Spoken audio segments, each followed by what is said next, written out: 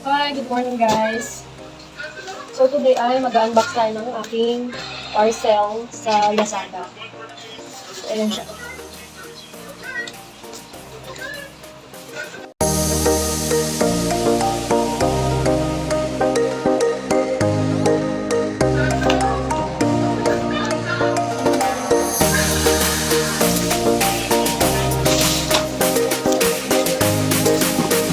So guys, ito yung kanyang manual. Ito yung manual.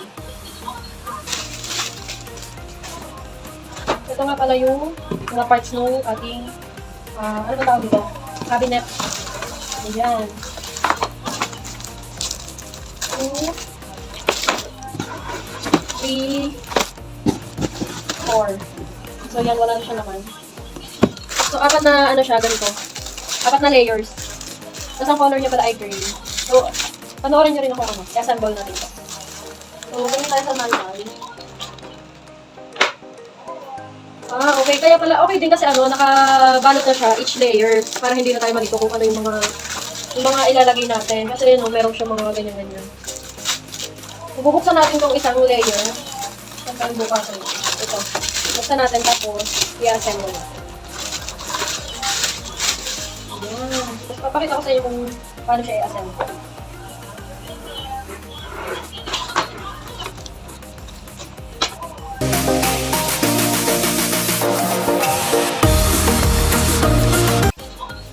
Okay. Ito pa lang nandito.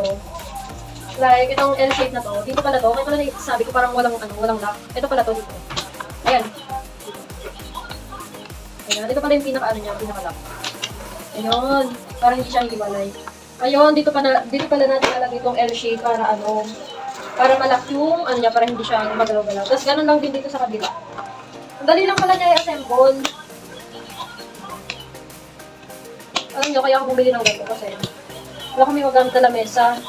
Kasi yung lamesa ko, puro brapon. Brapon ng kape, ng mga mayonnaise, ng ano.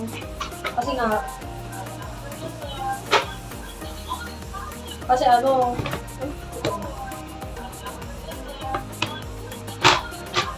puro brapon. Kaya hindi namin magamit yung lamesa.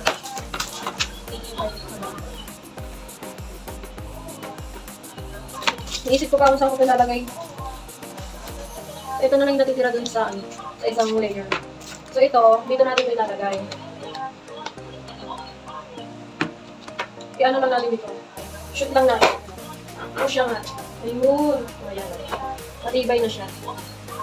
Tapos itong dalawa. Ay, ayun. Dito siya sa loob. Ayan. Meron kasi ditong butas. Ayun, may butas siya dyan. Tapos ito. Ilagay natin dito sa butas. Tingnan natin kung anong purpose.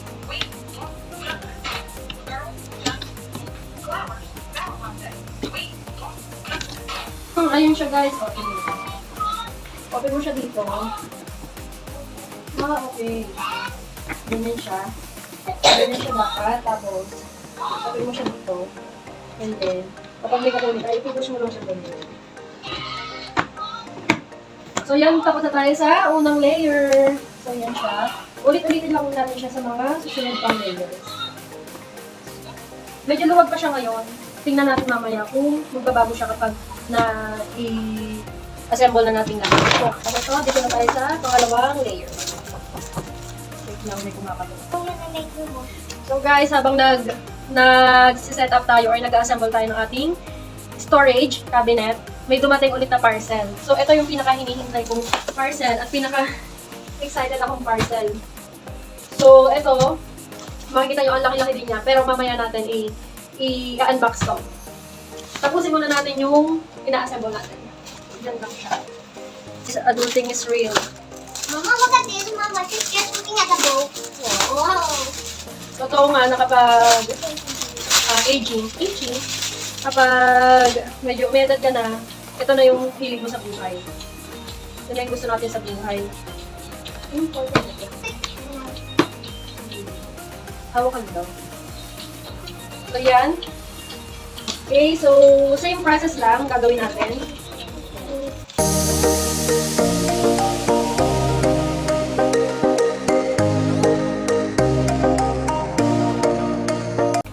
ko mag-DIY. Kaso meron akong friend na na-share ko na nabalak mag-DIY. Tapos, nagulat ako sa ano, sa magagastos ko pala, mas mahal pala pag mag-DIY ako. So, ayan. Nag-order na lang ako. Please, nakatipid ako. Tapos, hindi na ako nahirapan. Assemble ko na lang. Okay guys, mas mabilis na tayo ngayon kasi gamay na natin. Tapos ang gagawin naman natin ngayon ay ipapatong natin to dun sa unang layer. So yan guys, medyo ano yung takip. Hindi na tatagal siya kasi medyo maluwag pa to. Pero, ipapatong natin. Ayun! Kapag pala nakapatong na siya dun sa katulad nito. Kapag nakapatong na siya dito sa ano, pangalawang layer, hindi na matatanggal yung takip. Ayan o, hindi na natatanggal yung takip. Guys, ang ganda. At saka yung quality niya. Ay! Naano lang siya, madali lang siya matanggal kasi ano lang naman ito, pinapatong-patong lang. Pero kapag meron na siya dun sa taas, hindi na siya natatanggal. Katulad nitong nasa ilalim. Stable na siya dyan. Oh. Unlike dito sa taas na ano, matatanggal pa siya kasi gumegewang-gewang pa yung mga gilid. So, ganun lang din ang gawin natin sa pangatlo at pang-apat na layer. Diba guys, natatanggal pa yung takip niya kasi wala pang nakapatong dun sa taas. Tapos doon naman sa pinakataas niya mamaya, meron naman dun ano, pang-patong din, yung pang-tulog ng taas. Para hindi na iwahiwala. Alam mo guys, napakasaya ko kasi finally, magagamit na namin yung lamesa namin. Kasi sa totoo lang, biglang kami kumakain ni Kate. Kasi cake or sa upuan, ganyan. Or minsan ako sa lamesa, kaso nga lang, ako lang nasa lamesa. Si Kate nasa upuan, nasa tabi. Eh ngayon, kapag na-assemble na natin ito, tapos nalipat na natin yung mga nakapatong din sa lamesa, makakain na kami ni Kate sa lamesa. Nagtingin din kasi ako ng mga diet set. Grabe guys, hindi pa afford. Kaya, tsaga-tsaga lang tayo. Tsaga-tsaga lang tayo sa burger. At I know, someday, bibigay din yung sa akin. So yun guys, continue lang tayo sa pag-assemble. Ito nga palang binili ko ay 4 layers. Kasi medyo mahal na kapag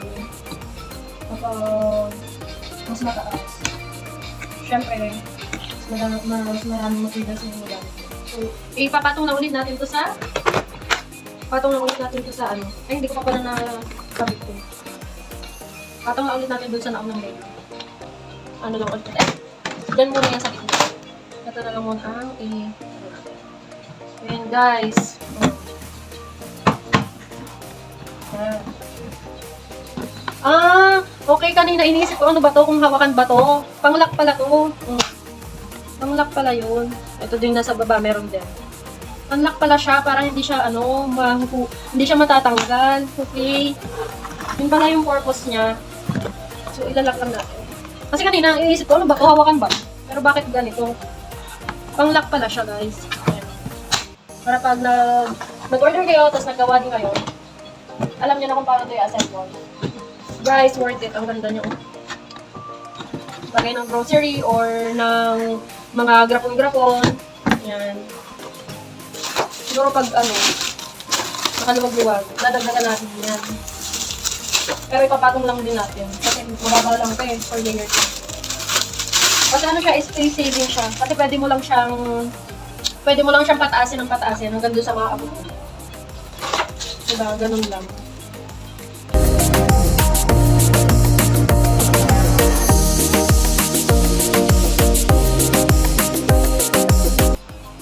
Ayun guys. Masaya na ako sa ganito. Parang nagbabahay-bahayan ka lang.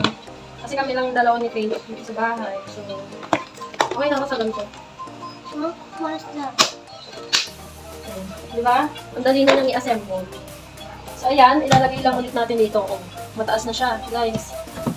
Ayan. Ay, pasok muna natin. Ayan. Ayan. Ilalak lang ulit natin siya.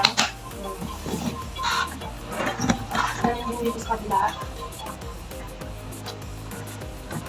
Ba't ayaw kumaka na to? Ayun.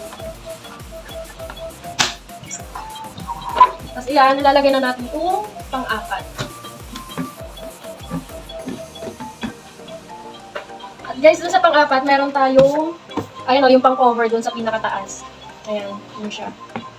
So, ipapatong lang natin to dito sa pinakataas. Wait, pinakataas natin yung ating camera.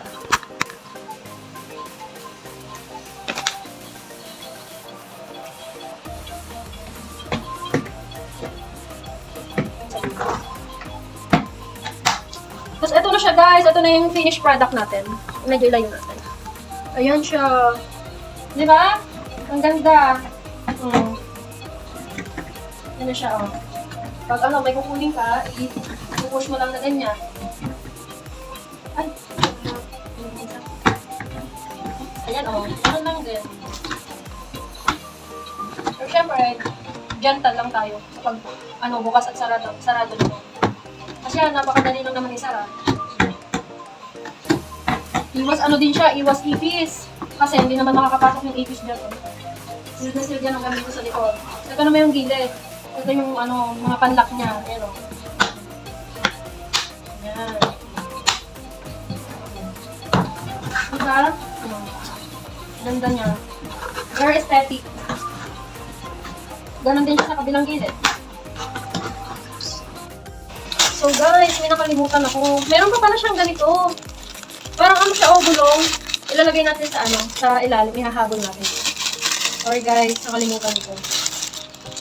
So ngayon, itutumba muna natin itong ating storage cabinet. So yan. Ano to? Oh, okay. Ayan. Tapos, ipapasok lang din natin. Ay, hindi ko pa lang napakita. Ito yung gulong niya, maliit lang. Ipapasok lang din natin dito. Ito siya, oh. Ito siya. Tapos, ayan. Pwedeng ipasok niyo agad yung gulong niya. Tapos, isusuksok lang natin doon sa ilalim. Tulad nito, oh. May mga butas naman siya dito. I think lahat ng drawers na to, lahat may ganito. So, kahit alin dito, kahit magbalik-baliktad yung ilagay nyo na layer, lahat may pagpapasukan ito. So, ito na, huli ko na itong ilagay. Ayan, guys. Wait lang. Tapos, ito pala, meron siyang, ayun o, yung parang, maliit na gano'n. Yung panlock. Makikita nyo naman kung saan siya dapat nakatakat. Wait lang. Pare-pares lang sa bawat sides. I-ano lang natin sila. Di ba? Napakaganda kasi hindi ka mahirapan maglipat-lipat nito or kapag maglilinis ka, wawalisan mo yung ilalim. I-ano mo lang siya, push mo lang, push and pull lang. Kasi nga may gulong. Pero guys, yung gulong niya ay hindi 360. Wait mo ba? Ano lang siya? One direction lang. Ano yung kanyang gulong? Kita yung ilalim. O yan! O, di ba? Mas madali na siyang ilipat-lipat. Naiikot din pala siya, na 360 din. Kasi madulas naman yung sahig. Siguro. So yun guys, sana nagustuhan nyo itong aking unboxing at saka pag-assemble cabinet or storage cabinet. Thank you so much for watching and sana natuto kayong mag-assemble. At highly recommended ko din ito para sa inyo. So yun guys, thank you! Bye-bye!